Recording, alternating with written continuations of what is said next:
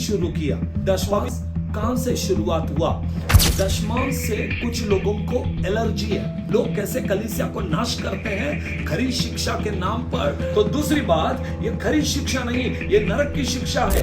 Lucifer के agent का काम करते हैं। शर्म करो। अभी तो कलीसिया को और विश्वासियों को उल्लू बनाना छोड़ दो। अपनी झूठी बातों को बंद करो। ये वीडियो इसलिए है कि कलीसिया अपने बात को सीखे, सच को ध्यान दे कि लोग कैसे गुमराह करते हैं, लोग कैसे कलीसिया को नाश करते हैं खरी शिक्षा के नाम पर।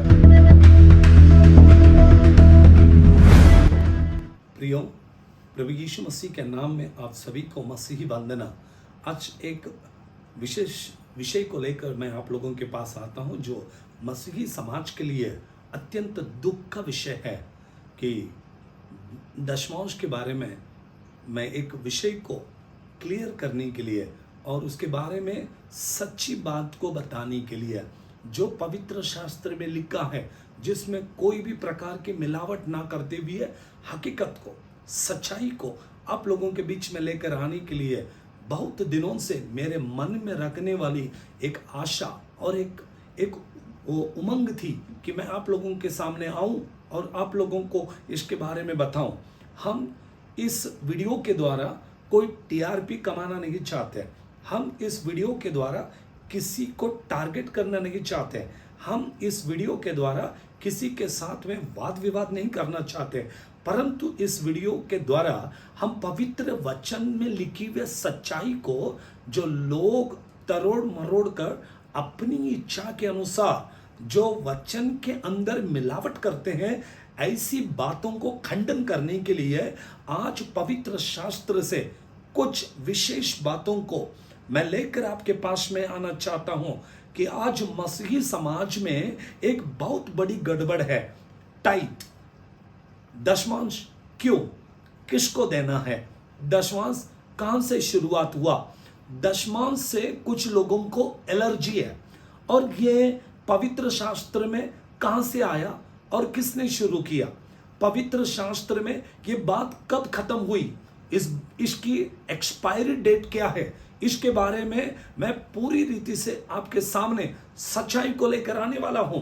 इसका क्लियर हम पोस्टमार्टम करेंगे और अंदर की सारी एक एक बात को मैं आज आपके सामने रखना चाहता हूं। क्या आप लोग देखते होंगे कि यहां पर हमने स्क्रीन में लिखा हुआ है व्हाई टाइट, दशमांश क्यों? कई लोगों का यह मानना है कि दशमांश देने से लोग गरीब हो जाते हैं।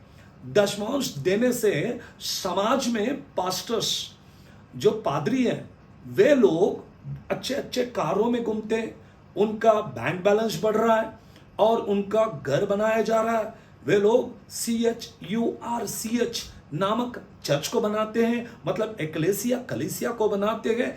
मुझे ये नहीं पता चल रहा कि दशमांश से कोई पास्टर अपना घर बनाता है, कोई पासवान अपने लिए एक कार खरीदता है, कोई पासवान कलीसिया में समाज के लिए लोगों को आराधना करने के लिए एक चर्च खड़ा करता है। इससे कोई दिक्कत हो सकती है?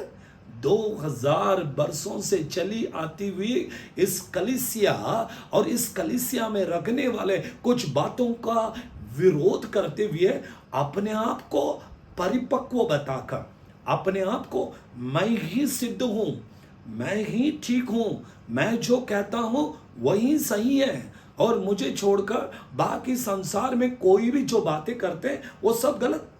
ये कौन सी बात है? ये कैसी बात है?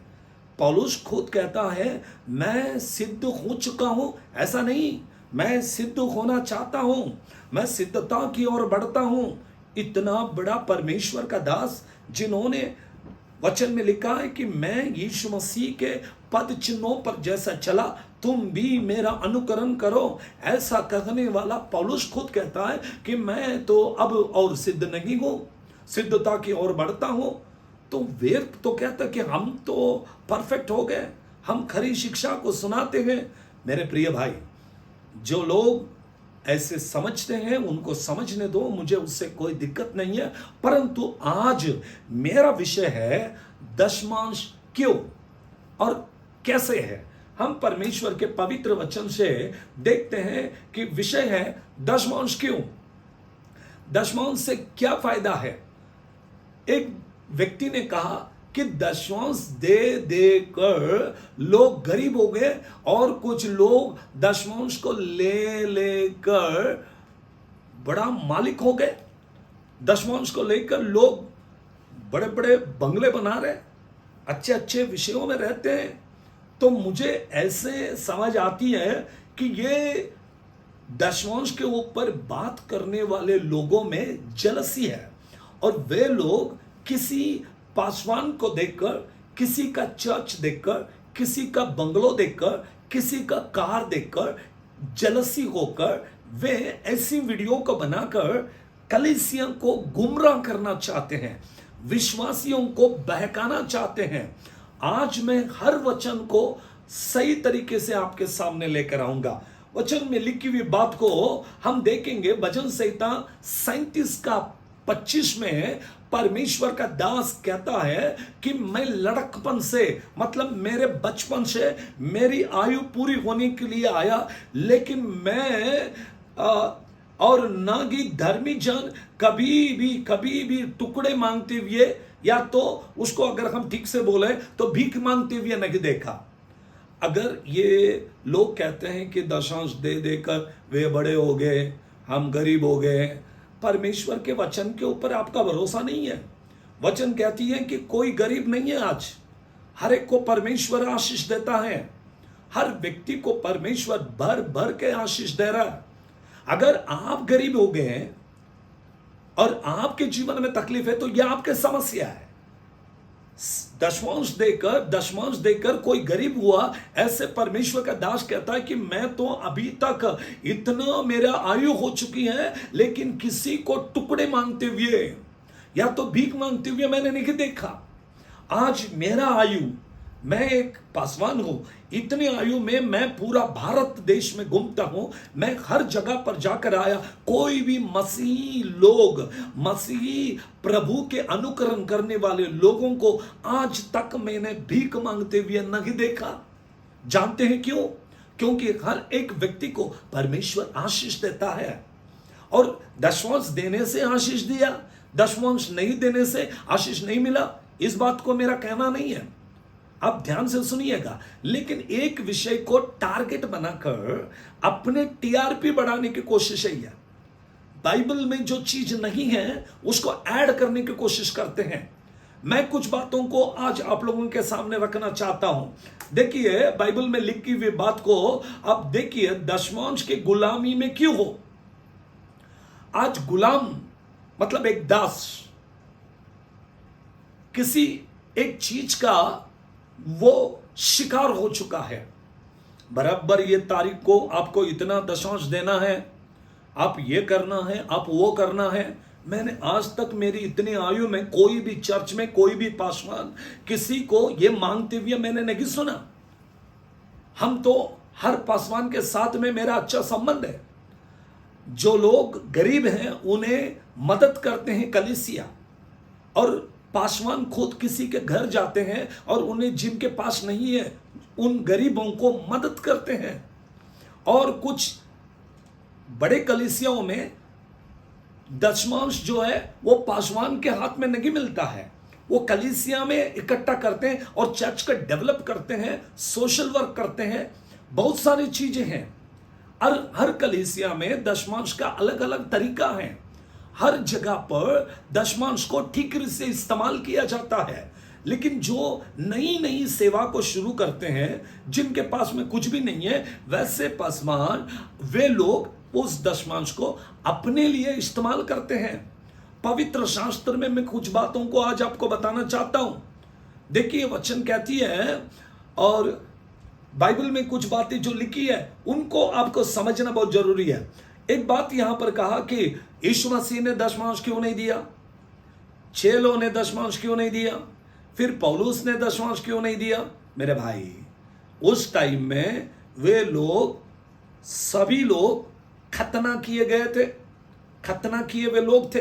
वे वहां के जो सभा मंडप है, सभा है, उनको वे लोग वहां के धर्मशास्त्र के अनुसार वहां के जो मंदिर है वहां पर उनको दशमांश देना जरूरी था, तो वे लोग वहां देते होंगे शायद, लिखा तो नहीं है। और जो बातें नहीं हैं उसको मैं जोड़ता भी नहीं हूं।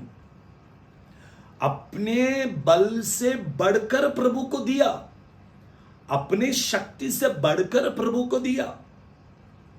बाइबल में लिखा हुआ है कि दशमांश को हमें प्रभु के लिए देना है, यह मनुष्य के लिए देना है।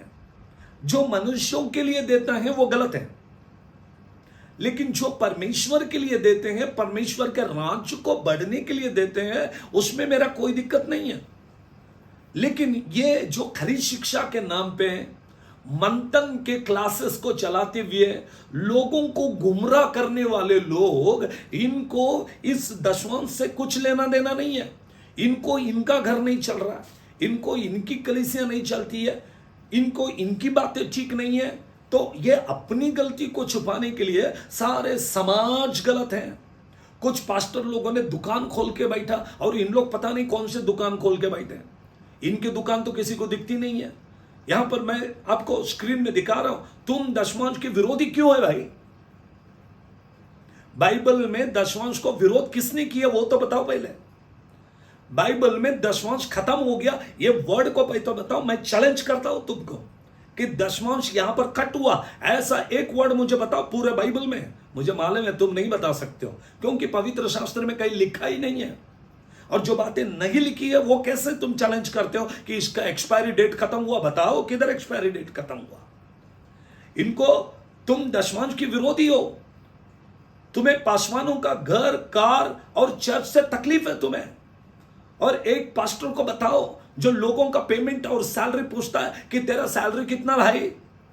जो लोग आज इन लोगों के साथ में जुड़े हैं वे आकर बताते कि हम इतने इतने सालों से दशमांश देकर इतना इतना, आज तुमको देना नहीं है, आप वहां पर गए हो, कोई इशू नहीं है। लेकिन कोई पासवान को नाम रखकर अपनी बातों को ये नहीं करना, क्योंकि हम भी जानते हैं हम मसीही समाज का नाम खराब नहीं करना चाहते हैं, हम सेवकों को बचाना भी नहीं चाहते। लेकिन कोई सेवक गलत है ये बोलने का अधिकार भी हमें नहीं है। अगर कोई ले रहा है कोई नहीं ले रहा है, इससे हमें क्या? सच बताने की जिम्मेदारी, यदि ठेका आपको परमेश्वर ने दिया तो आप ठेकेदार हो।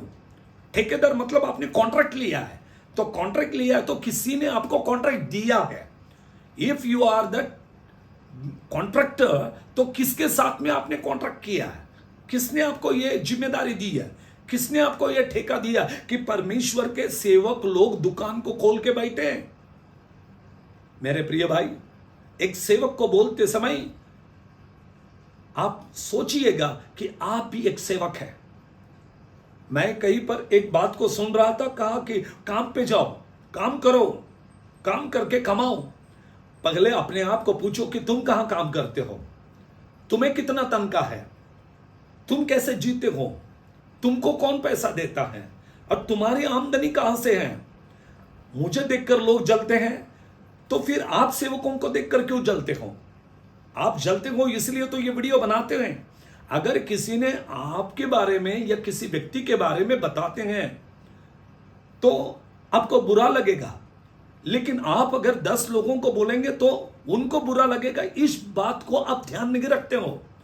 मैं किसी पर्टिकुलर व्यक्ति के बारे में ये बात नहीं बोल रहा हूं।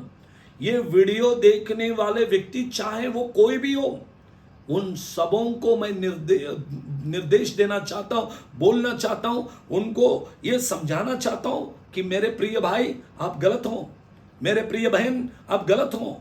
आपको जजमेंट करने का कोई अधिकार नहीं है। आप उनके लिए प्रार्थना करें, मेरा प्रभु सब कुछ देख लेगा। विषय यहां पर ऐसा है, यहां पर आपने कहा कि दशमांश को नहीं लेना है, फिर क्या? 40% दो, 30% दो, 20% दो, प्यार से दो। आखिरी लाइन को देखिए, अब इन्होंने नया नाम दिया लव गिफ्ट। ये लव गिफ्ट, और कुछ लोग कहते हैं फ्री ऑफरिंग। मतलब 10% देने से आपको तकलीफ है, लेकिन 40% देने से आपको तकलीफ नहीं है। 10% लेने वाले पासवान ये कलीसिया को लूट रहे और विश्वासी को लूट रहे। 40%, 30%, 20% लेने वाले खरी शिक्षा के लोग ये नहीं लूट रहे हैं। अगर वे लोग 40% लेते हैं, अगर वो 20%, 30% लेते हैं, तो लोग गरीब नहीं बन रहे, तब ये भीख नहीं मांग रहे। तब जो बोलते हैं उसको समझिए, आप क्या बोल रहे हैं। आप कलीसिया को गुमराह कर रहे हैं, आप मसीही समाज को गुमराह कर रहे हैं। आज मैं हकीकत को पेश करने के लिए आया हूं मेरे प्रिय भाई और बहन। जो लोग मेरे वीडियो को देख रहे हैं, आप ये बात को ध्यान से रखिए, मंथन कीजिए अपने आप में कि आप क्या कर रहे हैं। खरी शिक्षा के नाम पर लोगों को फंसाने का काम मत कीजिए। नरक की शिक्षा को बंद कीजिए। लूसीफर का एजेंट बनकर जो काम आपने शुरू किया है, इस बात को मैं तो उजागर करने ही वाला हूं। इन बातों को लेकर आऊंगा आगे कि आपको किससे दिक्कत है। देखिए यहां पर लिखा है कि आपको दिक्कत किससे है। आपको दशवांश से दिक्कत नहीं है, आपको दिक्कत है पासवान के घर से, आपको दिक्कत है उसके कार से, आपको दिक्कत है उनकी कलीसिया से।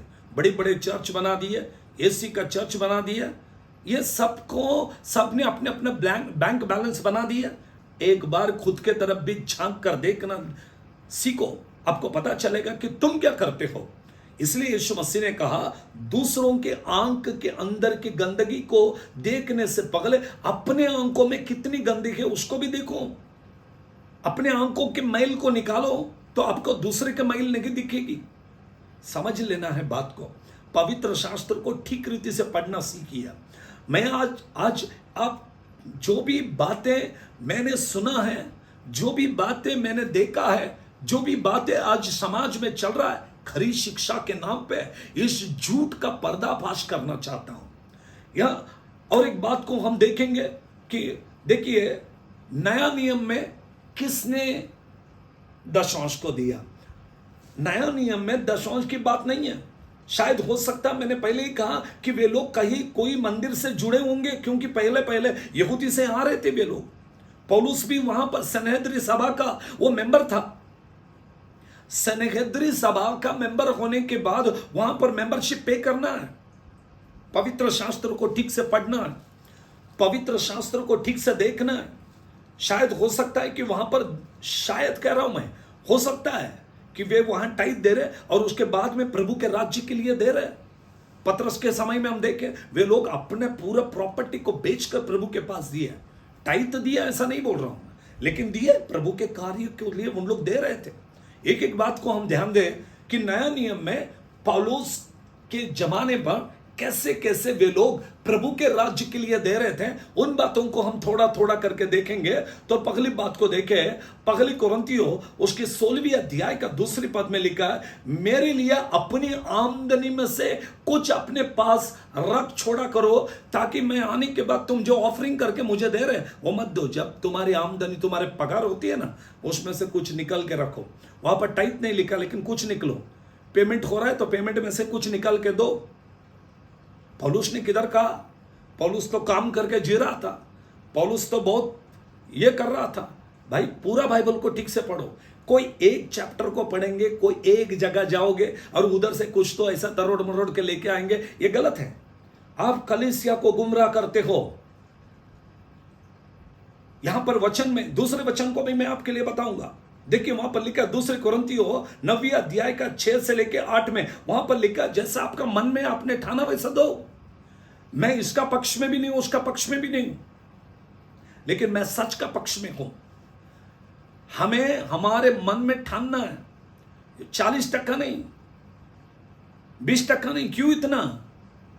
जितना अपने मन में, जो परमेश्वर के शास्त्र में पहले से लिखा है कि 10वां भाग ये प्रभु को दे, इसका विरोध कहां है? और न्यू टेस्टामेंट में यीशु मसीह ने कहा कि आप दशवांश नहीं देना। पौलुस ने क्या कहां पर कहा कि आप दशवांश नहीं देना? चेलों ने कहा कि आप नहीं देना।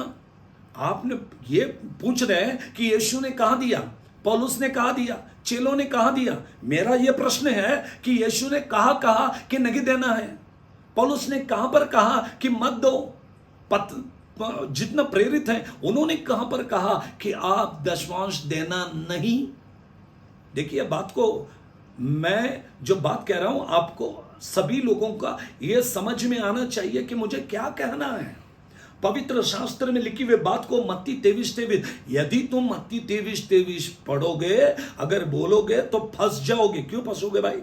वहां पर दो बातें क्लियर लिखा है, तुम वो भी करते और ये भी कर, वो ये दोनों बातें वहां पर लिखा है। देखिए, चाहिए था कि इन्हें भी ना करते रहते और उन्हें भी ना छोड़ते।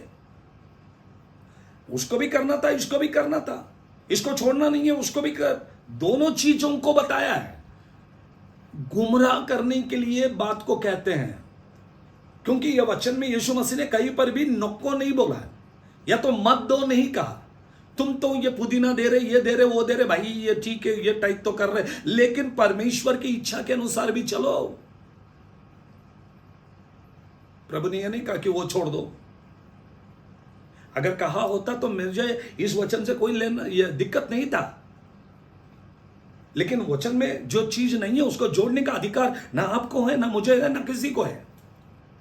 पढ़कर देखिए गलातियों उसके 6वें अध्याय का 6वें पद में लिखा, जो वचन की शिक्षा पाता है वो सब अच्छी वस्तुओं में सिखाने वाले को भागी करे। जो व्यक्ति सिखाता है, जो पासवान है, जो सिखाता है, जो शिक्षा देता है, उसको हर चीज में, हर बात में भागीदार करना है, उसको लेना है अपना। वचन कहती है कि उसको सब चीजों में भागीदार बनाओ, उसको पार्टनर बनाओ, उसको उसे उस चीज को देना है। और आगे लिखता है कि दूसरी कुरिन्थियों 11वें अध्याय की 8वीं पद, मैं हर बात को बताऊंगा जो नया नियम में लिखा हुआ है। देखिए, मैं अन्य कलीसियाओं को लूटा, पौलुस कहता है मैं अन्य कलीसियाओं को लूटा, अर्थात मैंने उनसे मजदूरी ली ताकि तुम्हारी सेवा करूं। भाई ठीक से बाइबल को पढ़ो ना। सेवा करने के लिए कलीसिया उनसे लिया पैसे, उनके पास से मजदूरी को लिया, उन कलीसियाओं को लूटा। बाइबल कहती है कि मैंने उनको लूटा। देखिए, आप इन बातों को समझना जरूरी है। आज परमेश्वर का वचन आपसे बातें करती है, अब ध्यानपूर्वक सुनना मेरी बात को। आज तक ऐसे काउंटर किसी ने नहीं दिया होगा। पवित्र शास्त्र में लिखी हुई हर वचन को आपके पास लेकर आ रहा हूं मैं। अब ठीक से इस बात को समझना है। आप वीडियो बनाएंगे, कुछ भी बनाएंगे, मुझे कोई दिक्कत नहीं है, कुछ भी बनाओ, लेकिन सच को छुपा नहीं पाओगे आप। सच, यह सच है। यीशु मसीह ने कहा, जब तुम सच को जानोगे तो सच तुम्हें आजाद करेगा। और सच की आजाद करता है, और सच यीशु मसीह है, और यीशु मसीह मनुष्यों को आजाद करने के लिए आया। देखिए, वचन कहती है पहले तिमोथी 5वें अध्याय का 17 और 18 पद में, जो प्राचीन अच्छा प्रबंध करते हैं, विशेष करके वे जो वचन को सुनाने और सिखाने में परिश्रम करते हैं, वो दुगुने आदर का योग्य समझे जाए, क्योंकि पवित्र शास्त्र कहता है, दवने वाले बैल के मुंह को नहीं बांधना, क्योंकि मजदूर अपनी मजदूरी का हकदार है। तुम उसके मुंह बांधना चाहते हो, मतलब काम करे लेकिन कुछ खाना नहीं भाई, मुंह बांध कर सेवा करे। आज लोगों को कहां कहां से फंडिंग आता है, फंड को लेकर उड़ी मारते हैं, शान शौकत से जीते हैं, और गरीब सेवा करने वाले सेवकों को दुकान लगाया बोल के टारगेट बनाते हैं। आत्मा और सच्चाई के साथ में सेवा करने वाले लोगों को सेवा करने से रोकने वाले लोग हैं। और मुझे कोई दिक्कत नहीं है, आप रोको, लेकिन पवित्र आत्मा कलीसिया को आजाद किया है, और इन बातों को कोई रोक नहीं सकते। मैंने आपको पहले ही चैलेंज किया है। मैं आपसे कहता हूं कि कहां पर दशमांश को रोका है, कहां पर दशमांश का एक्सपायरी डेट है, आप में हिम्मत है तो रेफरेंस दीजिए और बताइए कि यहां पर खत्म हुआ। मैं आपको और एक वचन बताना चाहता हूं, जो झूठ की शिक्षा करने के लिए, झूठ के ऊपर, गलातियों 5:4, तुम जो व्यवस्था के द्वारा धर्मी ठहरना चाहते हो, मसीह से अलग और अनुग्रह से गिर गए। भाई यहां पर लिखी हुई बात क्या है? मसीह से अलग हो गए, अनुग्रह से। अगर तुम दशमांश देंगे तो तुम व्यवस्था के अनुसार चलते हो, क्योंकि व्यवस्था में, मूसा ने व्यवस्था में दशमांश को शुरू किया, यह आपका कहना है। इसलिए जो व्यक्ति दशमांश देता है तो वो व्यवस्था के अनुसार, मतलब मूसा ने शुरू की हुई उस प्रथा को वो पालन करता है। यदि कोई मूसा के व्यवस्था को पालन करता है तो वो मसीह से अलग हो जाता है और अनुग्रह से गिर जाता है। लेकिन मैं आपको आज इस बात को भी बताऊंगा जो रेफरेंस आपने गलतियों 5वें अध्याय का 4 पद में कहा है कि अगर आप दशमांश को दोगे तो अनुग्रह से गिर जाओगे। तो आप पूरी तरीके से पवित्र शास्त्र को पढ़िए। गलतियों 5वें अध्याय का पहले वचन से लेकर आगे के वचन को पढ़ो। वहां पर दशमांश के बारे में कहीं पर भी नहीं लिखा है। नो, वहां पर खतना के बारे में लिखा है। जो व्यक्ति खतना करता है और खतना कर कर व्यवस्था के अनुसार जीना चाहता है, वो व्यक्ति वो मसीह के दृष्टि में गिर गया, अनुग्रह से गिर गया और मसीह से अलग हो गया। मसीह से अलग हो गया वो, क्योंकि उसने खतना किया। यहां पर खतना का विरोध हो रहा है, यहां पर दशमांश के विरोध नहीं। आपने पूरा कलीसिया को, क्रिश्चियनिटी को, चर्च को गुमराह कर दिया, विश्वासियों को गुमराह। जो बातें बाइबल में नहीं है उसको आपने जोड़ के दिखाया। जहां पर खतना लिखा है वहां पर दशमांश को खड़ा कर दिया। यह तो झूठ है, सरासर झूठ है। और जो झूठ बोलता है वो लूसीफर का एजेंट है, क्योंकि यूहन्ना रचित सुसमाचार में लिखा है वो तो झूठ बोलेगा, और जब बोलेगा वो अपने स्वभाव से बोलेगा। और ये जो झूठ है ये स्वभाव से आ रही है, ये इंटरनल। चिढ़ोगे, मुझे मालूम है ये चिढ़ोगे, क्योंकि मैं आज सच बोल रहा हूं। वचन में लिखा है 2 कोरिन्थियों 4 अध्याय का 2 पद में कि तुम चतुराई से चलते हैं और परमेश्वर के वचन में मिलावट करते हैं। चतुराई है, चतुराई है। वचन को इधर का उधर, उधर का इधर कर देना। गलातियों 5वें अध्याय के 4 में लिखा कि तुम मसीह से अलग हो गए, तुम अनुग्रह से गिर गए क्योंकि तुम दशमांश को दे रहे। लेकिन यहां पर तो लिखा ही नहीं है कहीं पर। गलातियों 5वें अध्याय में कहीं पर दशमांश के जिक्र ही नहीं है। फिर आपने तो वहां पर झूठी शिक्षा की आरंभ की और कहते कि नहीं हम खरी शिक्षा दे रहे हो। भाई बताओ, आपको चैलेंज है, ओपन चैलेंज है। कभी भी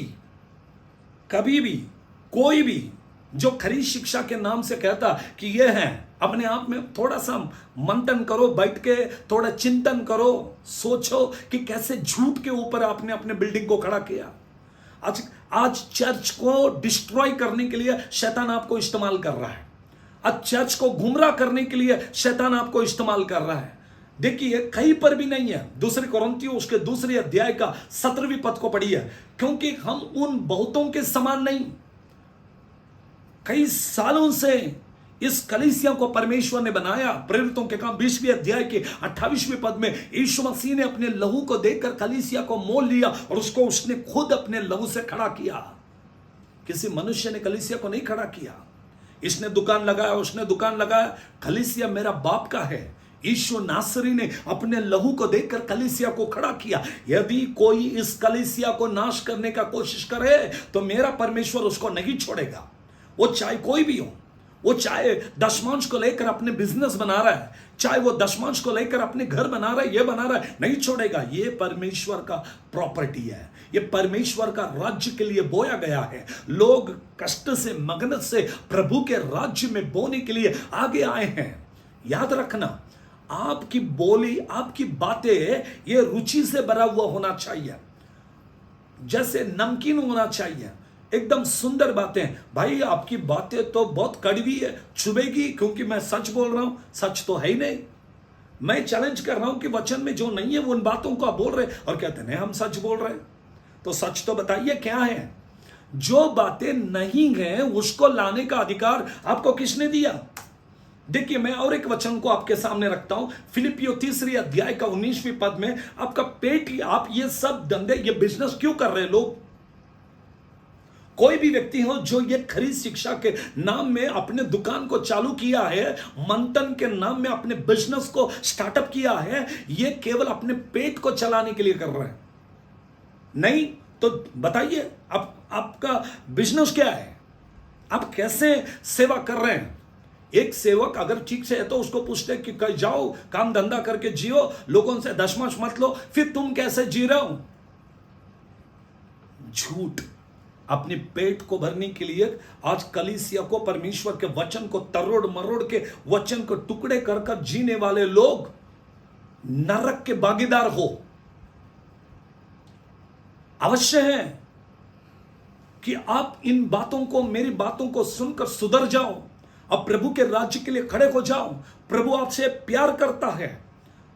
देखिए यहां पर यही नरक की शिक्षा है। खरी शिक्षा के नाम में लोगों को गुलाम बनाया है।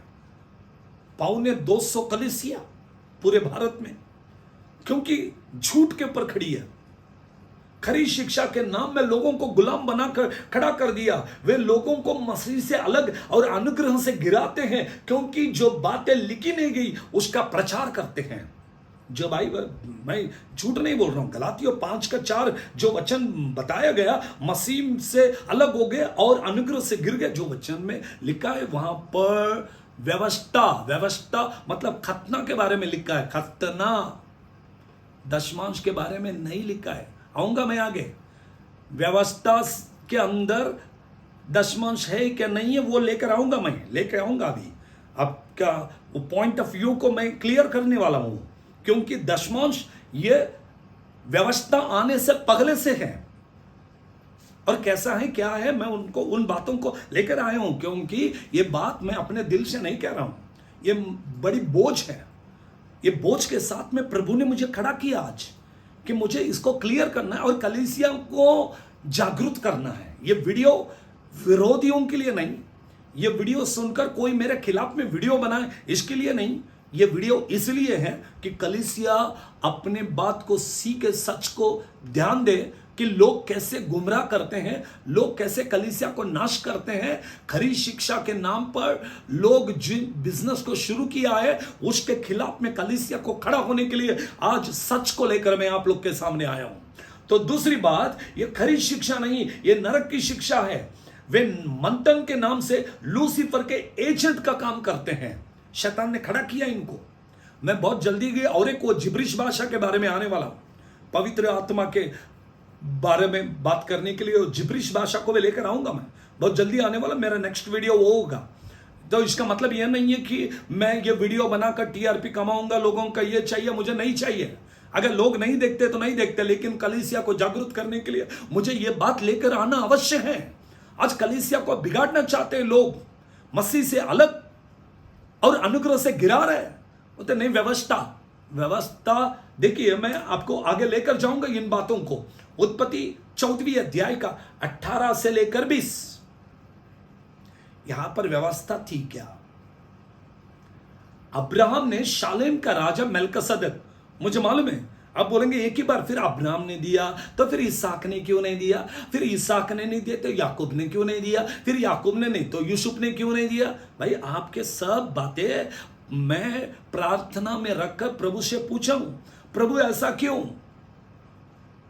ये दशमांश पहला जो वर्ड है, वर्ड दशमांश, ये वर्ड ये मूसा के व्यवस्था से आना था, उत्पत्ति से शुरू हुई।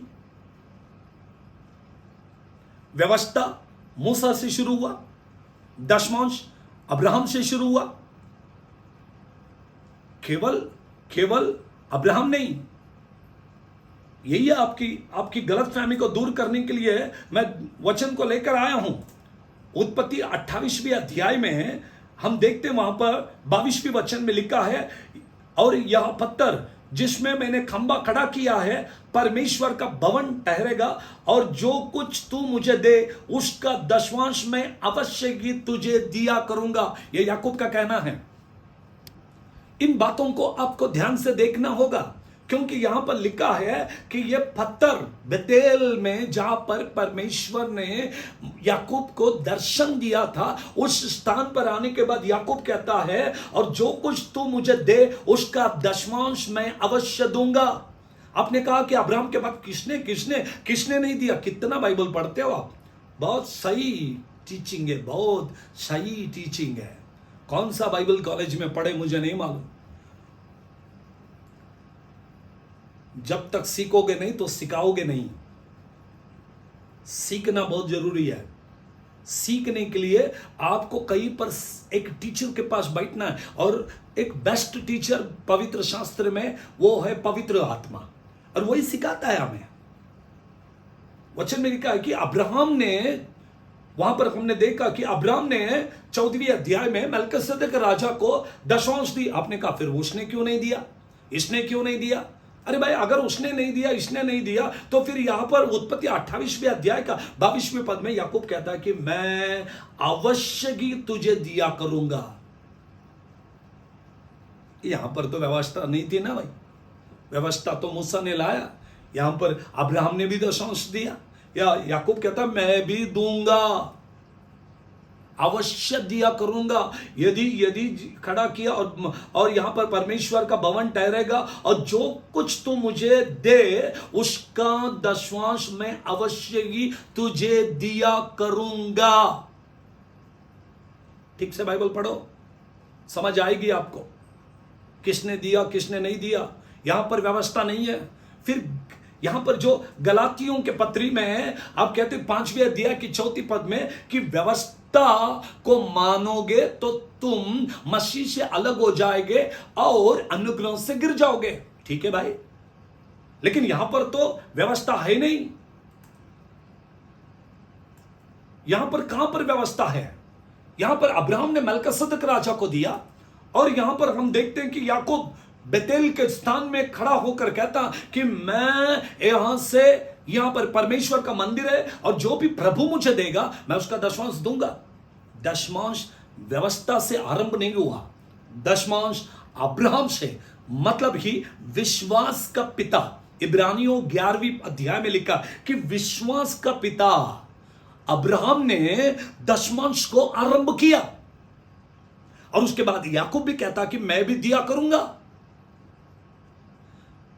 तो कैसे आप कलीसिया को गुमराह करते हो? मैं एक बात को खरी शिक्षा में सुना हूं कि यदि कोई हमको शिकाए तो हम सुधार लेंगे, फिर सुधर जाओ। काउंटर बनाने से अच्छा है कि अपने जीवन को प्रभु को दे दो और शैतान की गुलामी करना छोड़ दो। इसका मतलब यह नहीं है कि हमको 10% चाहिए इसलिए हम लड़ रहे, हम झगड़ा कर रहे। No no no no. एक पास्टर जब सेवा को शुरू करता है, उसके पास में एक भी आत्मा नहीं होती है, नॉट ए सिंगल बिलीवर। वो अपने कष्ट से, दुख से, कितना वेदना से एक वड़ा पाव खाकर, एक थोड़ा थोड़ा पानी चाय पीकर, गली गलियों में जाकर गॉस्पेल को सुनाकर एक एक आत्माओं को प्रभु के राज्य के लिए जीता है, जीत कर प्रभु के राज्य में लेकर आता है। आपको उनकी मेहनत नहीं दिखी जाती, लेकिन आपको उनका प्रोग्रेस दिखता है। तो कैसे शैतान आपको इस्तेमाल करके कलीसिया को डिस्ट्रॉय कर रहा है, आप जान लीजिएगा। थोड़ा सा पता चलेगा कि आपका काम क्या है। आपके आंखों को खोलने के लिए ही आज प्रभु ने मुझे यहां पर बिठाया है। देखेंगे हम परमेश्वर के पवित्र वचन में अब्राहम ने दशमांश क्यों दिया। अब्राहम को दशमांश देने के लिए किसने कहा? भाई दशमांश नहीं देना था, वो दशमांश जो वर्ड है वही नहीं मांगता उधर। आपने कहा कि नहीं ये दशमांश नहीं, उसने फिर 10 के जगह में 40 क्यों नहीं दिया, 20 क्यों नहीं दिया, 30 क्यों नहीं दिया, 50 क्यों नहीं दिया? अब्राहम से जाके पूछो क्यों नहीं दिया। ये प्रभु की आज्ञा है। परमेश्वर की आज्ञा मतलब परमेश्वर के ओर से अब्राहम को परमेश्वर ने बताया, उनके मन में डाला, और अब्राहम ने उस बात को शुरुआत की जो याकूब ने फॉलो किया। उसके बाद मूसा ने उस बात को कलीसिया को सिखाया। याद रखना आऊंगा मैं और आगे कि ये पैसा नहीं है, ये तो ये है वो है, उन बातों को भी खुलासा करूंगा मैं अभी, क्योंकि परमेश्वर के वचन में लिखी हुई हर बात को ठीक रीति से समझाना ये मेरा दायित्व है, ये मेरा काम है जो प्रभु ने मुझे दिया है। वचन में लिखा, फिर किसी ने ऐसा पूछा कि इसहाक, याकूब और यूसुफ ने दशमांश क्यों नहीं दी? हे मेरे भाई, ठीक से पवित्र शास्त्र को पढ़ा करो। अब आएंगे, अब आखिरी बात है। उधर से उड़ी मार मार के गलती होने के बाद अब्राहम के पास गया। अब्राहम के बाद गलातियों के पत्री में भी वो नहीं है जो कहा गया। अब दूसरी बात, अब्राहम के बारे में सिर्फ अब्राहम ही क्यों, फिर उनके परिवार, वो भी बताया मैंने, याकूब ने कैसा किया। आपका झूठ का पर्दाफाश करने के लिए प्रभु ने मुझे यहां पर बिठाया। किसी एक व्यक्ति के बारे में नहीं बोल रहा हूं मैं। जो भी लोग शैतान की एजेंसी करने के लिए, एजेंसी को लेकर अपने एजेंट के काम कर रहे हैं, वो सारे शैतान के लोग इन बातों को समझ लीजिएगा। शर्म करो। अभी तो कलीसिया को और विश्वासियों को उल्लू बनाना छोड़ दो। मैं पवित्र शास्त्र में मलाकी 3:10 को लेकर आता हूं। अभी यहां पर लिखा है कि भोजन वस्तु सारे दशवांश भंडार में ले आओ, मेरे भवन में भोजन वस्तु रहे। और सेनाओं का यहोवा कहता है कि ऐसा करके मुझे परको, आकाश के झरोखे तुम्हारे लिए खोलकर तुम्हारे ऊपर अपरंपार आशीष की वर्षा करता हूं कि नहीं। परको। पास्टर लोगों ने बिजनेस बनाया और कहता है कि परको। ये पास्टर लोगों ने नहीं बोला भाई, वचन में लिखा है ये बात। कोई पास्टर को आप लोग चैलेंज नहीं कर रहे, आप वचन को चैलेंज कर रहे हैं। और यहां पर भोजन वस्तु लिखा है, फिर यह नहीं है। आपको यही तो मालूम होना चाहिए कि पवित्र शास्त्र में या व्यवस्था में मूसा ने 3 प्रकार का दशवांश के बारे में लिखा है। एक, गिनती की किताब उसके 18वें अध्याय का 21 से लेकर 24 तक लेवियों का दशवांश है। व्यवस्था विवरण 24वें अध्याय का 22 से लेकर 27 तक पर्वों के लिए लिखा गया है। पर्वों के लिए, यदि कोई फेस्टिवल है तो उसके लिए कैसा दशवांश को दे। तीसरी दशवांश है व्यवस्था विवरण 14वें अध्याय का 28 से लेकर 29 तक, वो पुअर पीपल मीन्स गरीब लोगों के लिए कैसे दिया जाएगा। उसमें परदेशी, अनाथ, विधवा, इनके लिए कैसे रहे। परमेश्वर का मंदिर में भोजन वस्तु होना चाहिए। और एक बात मैंने सुना कि ये तो पैसा नहीं है भाई, इधर तो भोजन वस्तु है, या तो फल है, या तो ये है, वो है, पैसा नहीं है। एक बात को याद रखिए, यहां पर हम परमेश्वर के वचन में देखते हैं कि लेवियों को 18वें अध्याय में गिनती में कि उनका कोई निज भाग नहीं है, उनको ये जो दिया है उसके अंदर ही जीना है। तो सिर्फ भोजन वस्तु लाकर देंगे तो वो जिएंगे क्या? उनको तो कोई निज भाग नहीं, उनके लिए कोई जमीन नहीं दिया गया, वो खेत में नहीं जाएंगे, वो काम नहीं करेंगे, उनको सैलरी नहीं है, उनको तनख्वाह नहीं है। फिर उनकी कमाई कैसी है, वो कैसे चलेंगे? हर चीज उनको लाकर दिया गया उस समय पर। हर चीज जो भी खेत में है, जो भी फल आते हैं, जो जो भी आवश्यकता है वो दिया करते थे। मैं जानता हूं कि आपको इस बात से ये होगा, मैं कुछ साल पहले 70 साल या तो 50 साल पहले 50 इयर्स बैक जाओ, अगर आपको नहीं मालूम है तो किसी पुराने लोगों को पूछ कर देखो। जो लोग खेत में काम करते थे उनके घर में अनाज होता था, खेत का अनाज। अगर उनको दुकान से कुछ खरीदना है तो वो अनाज को लेकर जाके देते थे, क्योंकि उस टाइम में पैसा नहीं था। तो अगर ये अनाज देकर दूसरी वस्तु को खरीदते थे वो। मेरी दादी मुझसे कहती थी कि हम लोग खेत में हमारे पास जो भी रहेंगे वो थोड़ा लेके जाके उनको देते थे। शेयर्स कहते थे, तभी एक डब्बा होता था, वो डब्बे में अगर ये दे तो उसके बदले में वो दूसरा देता था, क्योंकि पैसा नहीं था। इसके बदले में वो दे, उसके बदले में ये दे। अभी बदले में देने के लिए कुछ नहीं है, इसलिए पैसा है। कलीसिया को गुमराह न करो। लेवियों को देने के लिए उस टाइम में यह था, और अभी तो कोई भी भोजन वस्तु को लाकर नहीं देते हैं। तो भोजन वस्तु के जगह पर अब लोग अपने तनख्वाह से, अपनी आमदनी से, जैसे पौलुस ने कहा कि तुम अपनी आमदनी से कुछ मेरे लिए रखो, ताकि मैं जब आऊं तो तभी चंदा देना ना पड़े। वैसे आज की कलीसिया अपनी आमदनी में से लेवी जो याजक है उनके लिए देते हैं। और यहां पर लिखी हुई बात को आप बहुत ध्यान से पढ़ना है। मैं आपके सामने इन बातों को लेकर आना चाहता हूं कि आपको यह बात समझ आनी चाहिए। इब्रानियों के पत्री में लिखा है दशवांश लेवी लोग लेना चाहिए। पहले पत्रस उसके 2 अध्याय के 9वें पद में लिखा, तुम तो याजक समूह हो।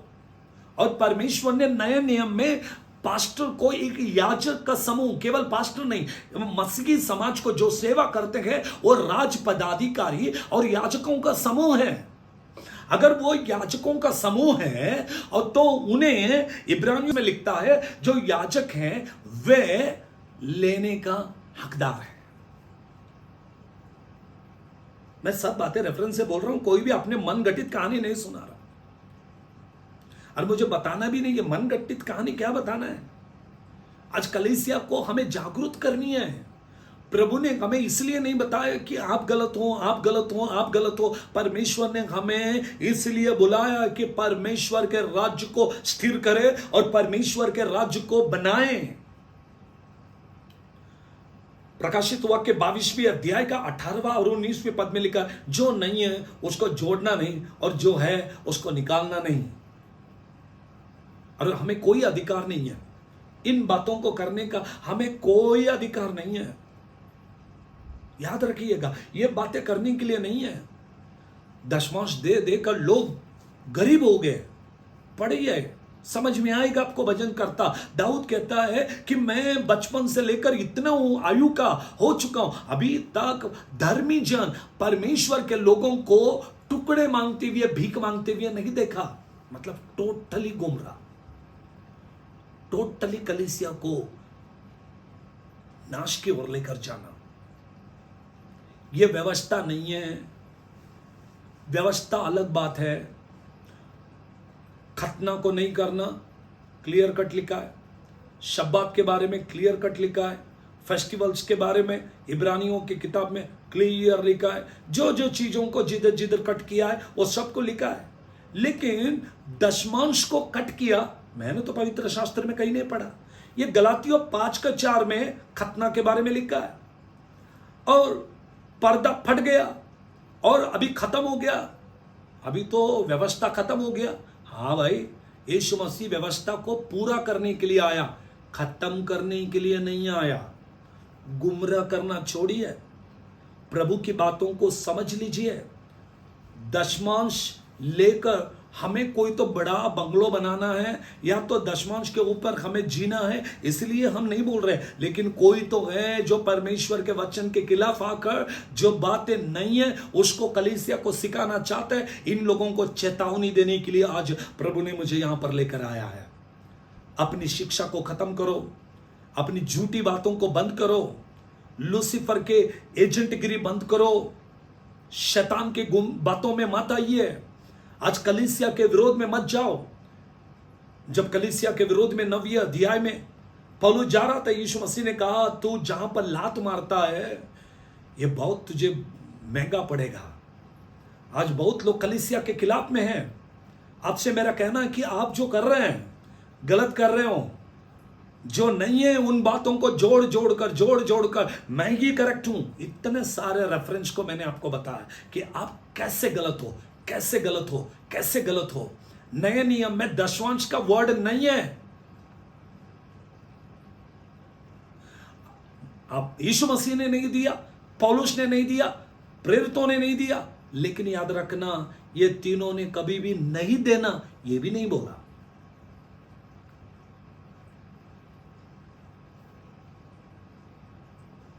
अब्राहम ने शुरू की, याकूब ने फॉलो किया, कलीसिया उसको फॉलो कर रही है। आपको व्यवस्था से तकलीफ है, व्यवस्था तो अलग बात है। ये तो विश्वासियों का पिता अब्राहम ने आरंभ कर याकूब ने फॉलो कर आज अगर कोई विश्वासी लोग इसको फॉलो करते हैं तो गलत क्या है? आप मुझे एक वचन बताइए कि कहीं पर लिखा है कि दशमांश देना नहीं। आप मुझे एक, जैसे आप बोल रहे हैं कि दशमांश दो, ऐसे नया नियम में किधर है? मैं आपको पूछता हूं, नहीं देना ऐसे कहां है? नहीं है तो चुप बैठो। अभी मैंने आपको बताया इब्रानियों का पत्री में हम लोग यहां पर पढ़ते हैं तो बहुत ही क्लियर कट में लिखा है। उस बात को मैं आप लोगों के सामने लेकर आना चाहता हूं। तो बहुत ही आसान बात है, बहुत ही ठीक बात यहां पर लिखा है, तो आप इसको समझ सकते हैं। 7वें अध्याय में आई थिंक, एक बार मैं आपको इन बातों को पवित्र शास्त्र से ही बताना चाहूंगा। तो हम यह भी कह सकते हैं कि लेवी ने भी जो दशांश लेता है अब्राहम द्वारा दशांश दिया गया। पूरा 7वें अध्याय को ठीक से पढ़िए, आपको समझ में आ जाएगा। 7वीं अध्याय को अगर आप पढ़ेंगे तो आपको समझ में आएगा। इब्रानियों 10वीं अध्याय में 7वीं अध्याय में लिखा है। आप इस बात को एकदम ठीक रीति से पढ़िए, आपको समझ आएगी और आप प्रभु के राज्य के लिए बढ़ोगे। बहुत ठीक ठीक ठीक ठीक ठीक रीति से लिखा है। आप उन बातों को पवित्र शास्त्र से ठीक रीति से पढ़िए। आने वाले दिनों में प्रभु आपको आशीष देगा और कलीसिया की प्रगति होगी और कलीसिया प्रभु के राज्य के लिए बढ़ेगा। देने वाले लोगों को मेरे रुकावट नहीं है और नहीं देने वाले लोगों को दो, ऐसे हम नहीं कहते हैं। प्रभु जिसके मन में जैसा कहेगा, हर एक व्यक्ति अपने मन में ठान ले और प्रभु के राज्य के लिए आए। और जो लोग हर्ष के साथ, आनंद के साथ देते हैं, प्रभु उनको आशीष देगा। धन्यवाद। प्रभु आप सबको आशीष दे। हम दूसरे सीरीज में वापस मिलेंगे। दूसरा सीरीज होगा जिब्रिश, उसमें हम बहुत जल्दी आएंगे और जिब्रिश के बारे में मैं खुलासा करूंगा। प्रभु आप सबको ब्लेस करे। यदि कुछ बात है तो वीडियो में टारगेट करने से बेटर है कि डायरेक्टली मेरे साथ में कांटेक्ट करें। मैं आपके हर प्रश्न का जवाब दूंगा। प्रभु आप सबको आशीष दे। जय मसीह की।